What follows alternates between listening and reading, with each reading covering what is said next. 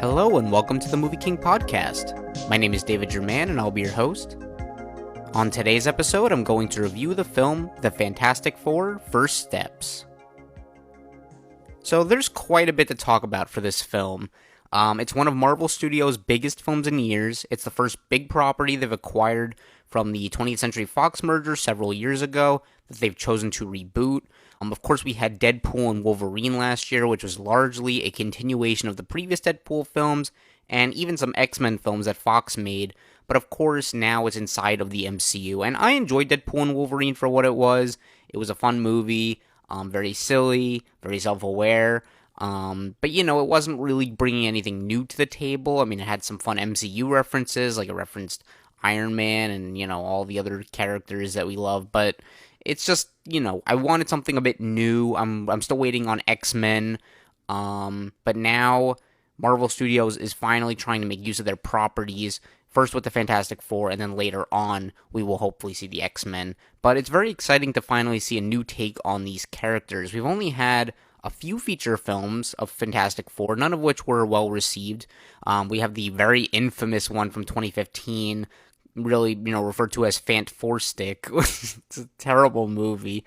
It was trying to be super dark and edgy and kind of like, I don't know what it was taking inspiration from. It was trying to kind of be a horror movie, and I think if they really committed to that, it could have been good. But kind of the whole thing was like reshoots happened with that film, and just it came out really poorly. The director hates it. He's talked, very verbally online, like how much he dislikes that movie. And it kind of, I hate to say it, but like it really tanked his whole career.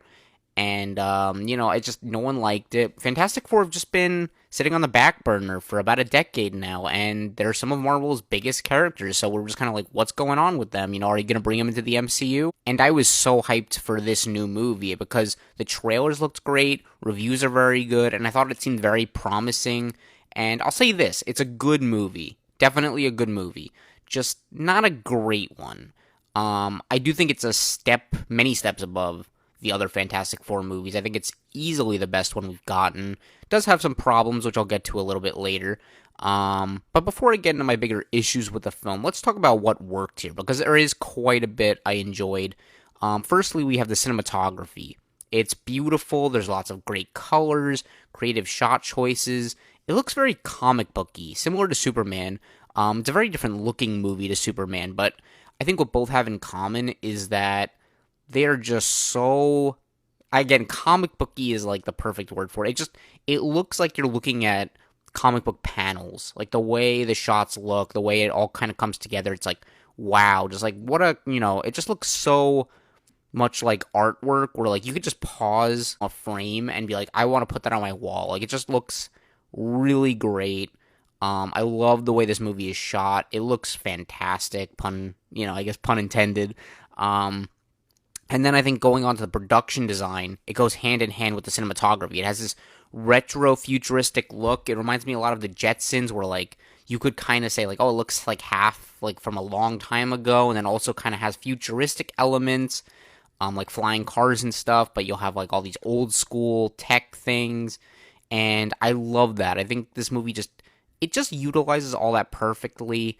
This movie takes place on a different Earth than the main MCU, and you can really tell it looks very different, but it also feels very lived in, and this world really comes to life, and is a place I would love to spend more time in, hopefully outside of New York, because it's really the only place we see, but what we do see is really awesome. I think they just did a great job making this whole world feel distinct, and just having a lot to like kind of, I guess it has like a lot of eye candy, like a lot of stuff you want to just kind of be like, oh, I want to go over there and see what's going on over here, and explore this world more. It's really great. I love the whole way this movie looks and feels, and this world just really comes to life. And then kind of bouncing off of all that, there are some very impressive visual effects here, a few spotty ones. I mean, that's kind of, there's a few things that don't look great, but generally speaking, this is one of the better looking MCU films in that regard. I love how much is done practically here.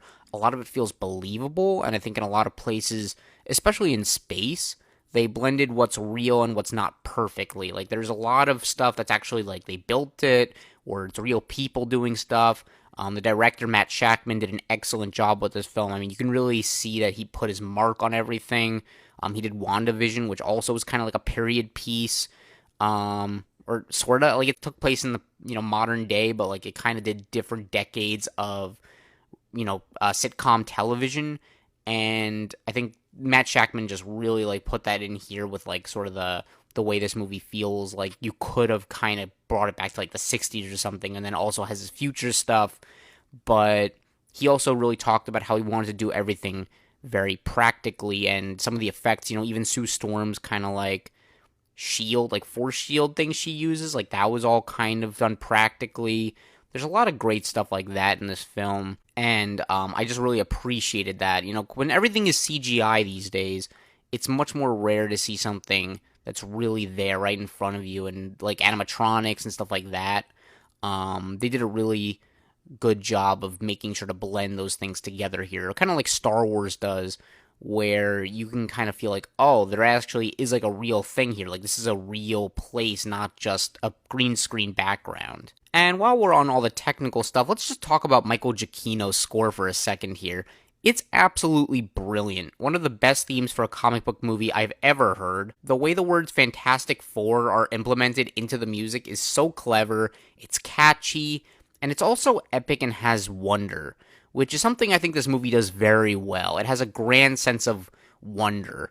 A lot of comic book movies look the same and feel the same, particularly inside of the MCU. Like, I think if you look at a movie like Captain Marvel and, let's say, like, Captain America Brave New World, like, there's not much that really, not much that puts them apart visually, or, in a way of, you can't really place who directed them.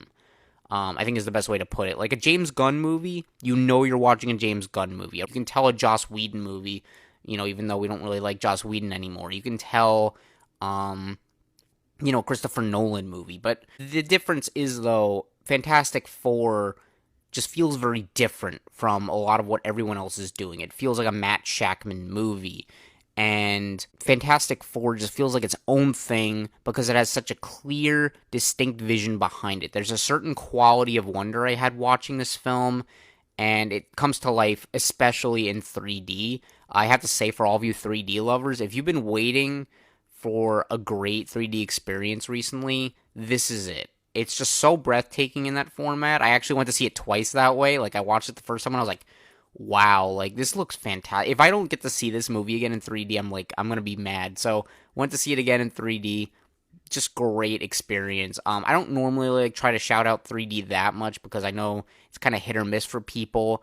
All I'll say is if you do really like 3D, definitely check it out for this film. I thought Superman was a little disappointing in 3D. This was really worthwhile, though. So, just putting that out there. But back to the movie, I think the casting here is spot on. I have to say, I was very skeptical about it going in, but everyone sold me on it after watching the movie. Pedro Pascal was actually my main concern for the casting, and, the thing is, it's not even about his acting. Like, he's a great actor. Pedro Pascal is literally, he's in everything now, but he is fantastic in everything he's in. He's always putting his all into it. Even like Wonder Woman 1984, I think he's one of the best parts of that movie. He really just delivers what you want him to deliver, and he's a great actor. So it's not like I thought he would be a bad Reed Richards, but I thought that since these are such big characters, the Fantastic Four are some of Marvel's biggest heroes, I was actually more worried about how long he would be able to do this role, since he's already about 50 years old. Like, that's pretty, it's not saying 50 years old is, like, that old, but when you think about the longevity of a franchise and you're thinking about, these new characters that we're just introducing now, like, you can expect that he's going to be playing this character for probably another 10 years, and it's kind of hard to imagine, like, is this guy really going to be playing a stretchy guy at, like, 60 years old? Maybe he will, maybe he won't, I don't know. And that's not the best way to look at casting. Like, I'm fully aware, you really should just judge something on, like, how he's going to be for this movie. But, I don't know, I just feel like when you're talking about a major franchise, it's like you have to think about long-term stability. And I just don't know how long Pascal wants to play Mr. Fantastic. It's hard to say. Maybe it'll be like 5 movies, I don't know. But I do think he really killed it here, so we'll cross that bridge another time. In the meantime, though, I think he did a great job in this film, and I'm very glad we did get Pedro Pascal as this character. Vanessa Kirby was great as Sue Storm. She brought a lot of heart to the film, and she has a few particularly great scenes, especially going against Pedro Pascal, where the two are kind of like having these big conversations. I thought they did a great job with those. Joseph Quinn as Johnny Storm was a lot of fun. He has a lot of the biggest laughs in the movie, and he's just a likable jerk, but he plays it very well, so again, that's why he's likable, and I really enjoyed his character. Yvonne Moss-Bachrach does an excellent job as Ben Grimm, aka The Thing. His character is pretty sidelined here. I was a little disappointed by that. I really wanted more of that character, but I loved what I did see. He might be my favorite character in the movie. He's just like the biggest friendly giant, you know. Reminded me actually a bit of Professor Hulk. I'm hoping they don't feel too similar. Like, we'll probably see them interact in the next few Avengers movies. I'm hoping that we do kind of see more of a difference there, but I just love it. It's like he's a giant rock man, but he's cooking dinner, he's talking to kids.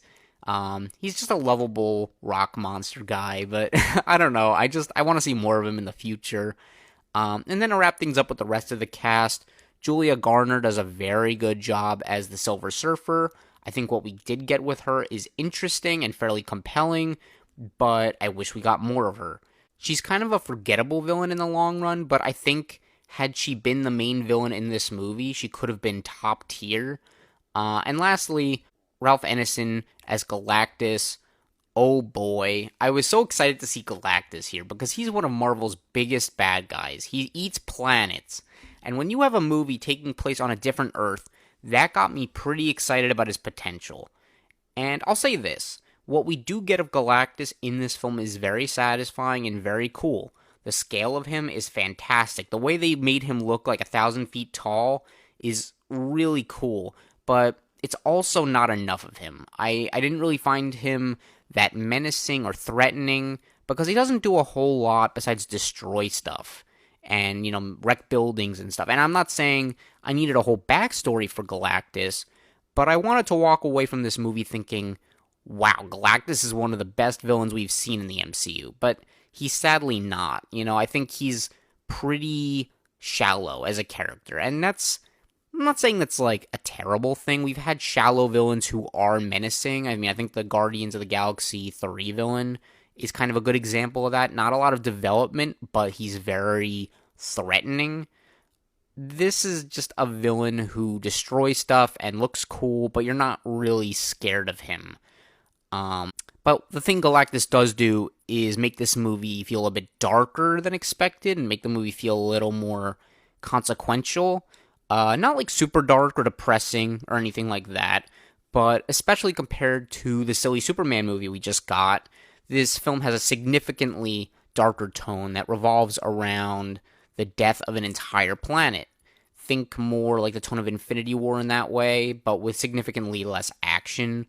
A lot of this movie is just kind of figuring out, like, how can we save the people on this planet, or what are we going to do? And it's just it's a more calm movie. I think it's like, I was expecting a little bit more like chaos and just crazy action in this film. It's not that. It's more of a talking movie, and maybe that'll work more for others. I think your mileage will vary on this thing, and I'll kind of get to why in a little bit, but I think this movie is a little bit different than I was expecting it to be. It's not as fun as I think I was expecting it to be either, but it's interesting. But yeah, for action, this movie just doesn't have a lot of it. It's maybe like 2 to 3 big action sequences, and that's it. It's a lot of talking, problem solving, some family tension. Most of the action takes place in the third act, but the action we do get is very solid. I will say one sequence in space with the Silver Surfer is a standout. It's epic, exciting, intense, everything you want it to be. It reminds a lot of people of Interstellar. I can see why. Very good action sequence. Probably one of the best scenes in the movie. Definitely delivered a lot on that. But let's, moving on to some issues I have with the movie, because I do have some issues to talk about here. The main one that comes to mind is actually in the subtitle of the name of this film, First Steps. because the movie revolves heavily around a baby. And I'm not against the movie revolving around a baby. I mean, that's not like a deal breaker here, but it just so happens that I wasn't very invested in this baby. Like, I believe if this was a sequel where we were very invested in the lead characters already and how much they wanted to have a baby, I think I'd be more open to this idea. But I think the way it is, how quickly it all happens, and how heavily the stakes revolve around this baby, I just wasn't really feeling it emotionally. Like, what decisions are made, how people react to certain things, what the characters do. Like, it's all around this baby. Like, the baby is at the center of this movie. And I think whether or not you really care about this kid is going to determine how much you like this movie. I really believe that. And obviously, how much you enjoy the four, members of the team also will heavily matter. But I think how much you care about this kid in particular is going to kind of be the make or break for this film for you. But yeah, in other words, the baby felt more like a plot device than a character I really cared about, and that kind of goes for everything in this movie.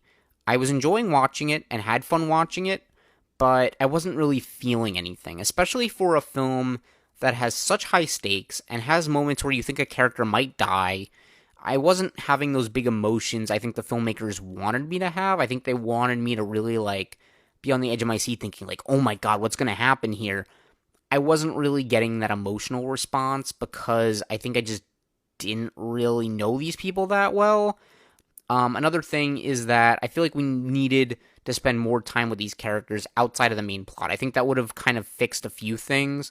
Again, because this isn't a sequel, the movie spends the majority of the first act just introducing us to these characters and what they've been up to, since this isn't an origin story. I mean, this takes place, I believe, about 4 years after they become the Fantastic Four, so definitely not an origin story, but the movie's kind of still trying to introduce everyone as if they haven't, seen these characters before, which we haven't in the MCU at least. So we spend a lot of time catching up on the characters, seeing who they are, how they got their powers, and once we're all caught up on that, the movie only spends a very small amount of time just to let us breathe with the characters before the story is already in full swing. And by that point, things are moving very quickly. There's not really any more time to kind of just be kind of in the place with the characters. It's more just every conversation from that point on is story related, very much how do we do things from here. And I know that there were a lot of things removed from the film. I mean, there's a lot from the trailers that isn't in the final product. So I'm not really sure how much was cut or what was cut that, maybe would have impacted that stuff. But I don't know. My theory is that they probably just wanted to make the most lean version of this movie possible. I'm guessing probably at test screenings, probably some audience members were thinking this movie just kind of goes on for too long and, we're kind of going off the story. So I don't know what they could have done differently, but I just feel like maybe in that first act, if they kind of found a way to put more focus on the characters and maybe just sprinkle some more moments throughout the movie that weren't directly related to the plot, but still kind of felt important and developed character, I think that would have helped a lot in just making the movie feel more emotional and more heartfelt. So I think getting to spend more time with the characters would have just also made the emotional stakes feel a lot higher than they did for me. And as I mentioned before, this same kind of thing also hurts with the villains a bit. I didn't feel like we got enough time with Silver Surfer or Galactus for either to feel genuinely threatening, so they're a bit underwhelming in the long run. But I will say there's a scene with Silver Surfer remembering something from her past, and it's easily one of my favorite scenes in the entire movie. It got probably one of the biggest emotional responses out of me, and I wanted more of that from the movie. That's why I'm I'm actually a little frustrated with Silver Surfer, because I think what they had was really good. I think they had good stuff for Silver Surfer. She's one of the best characters in the movie, but also, on the other hand, there's not enough of it, so I just kind of kept being I wanted more out of that. And maybe in the future, if they continue to use her character, then maybe she can kind of keep climbing up to top tier status for the villains. But right now, I'm a little mixed. I kind of feel the same way I did with her that I did Ghost in Ant-Man and the Wasp, where I'm you have a very compelling story. I just don't really feel like you got enough to make you stand out. That's kind of how I felt on it. And I think those are all my big issues with the film. I have some smaller things, nitpicks otherwise, but they're more about some things I would have liked more of. And I think that's just kind of how I'd sum up this movie. And I've kind of already repeated it a few times, but what we do get is a largely very satisfying and cool film. The team behind this movie did a great job of setting the stage and making these characters ones I do want to see again. And for the most part, I would say I do enjoy this movie. As for the issues, there's not a lot that specifically things the movie does wrong. It's more about what the movie doesn't do and doesn't provide that I would have liked to see more of. And if the movie did deliver on those things, like really making the characters more developed and having the villains be more memorable, then this would probably be a top-tier Marvel movie for me. But as it stands, it's more of an upper mid-tier Marvel film. I'd say it's worth seeing if you're interested in checking it out, but I would also say to lower expectations if you're expecting something really great. And if you're debating between seeing this or Superman over the summer, then I'd have to lean towards Superman. But I'm going to rate the Fantastic Four First Steps a B. And that about does it for this episode. If you want to follow my reviews, you can find me on Letterboxd at MovieKing1224. You can also listen to this podcast on your favorite apps such as Spotify, YouTube, Apple Podcasts, and Amazon Music. If you have any comments or feedback, I would love to hear it and improve the show. And of course, if you've enjoyed this episode, please consider liking, subscribing, and hitting the notification bell to hear more like it. I appreciate you all so much for listening, and I'll talk to you next time. Thank you. Bye-bye.